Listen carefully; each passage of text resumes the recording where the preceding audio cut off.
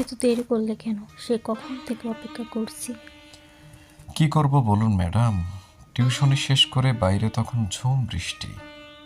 আমার জন্য তো আর গেটের বাইরে মার্সিডিজ দাঁড়িয়ে থাকে না যে ড্রাইভারের কর্নিশ নিতে নিতেই হুট করে ঢুকে পড়ব। তাই ঝুম বৃষ্টি মাথায় নিয়ে কাদা জল ভেঙে গরিবের গাড়ি মানে দুপায়ের উপরে ভরসা করেই তো আসতে হয় আপনার আমন্ত্রণ রক্ষা করতে। তবে আজ রিকশায় করে এসেছি, নইলে একেবারেই কাকভেজা হয়ে যেতাম। রিকশা খুঁজে পেতেই যা দেরি হলো। ইস, বেশ ভিজে গেছো দেখছি। কাছে এসে তো রুমাল দিয়ে মুছে দিই। ওহো, আমি তো ভেবেছিলাম তোমার শাড়ির আঁচল দিয়ে মুছে দেবে। ঠিক আছে।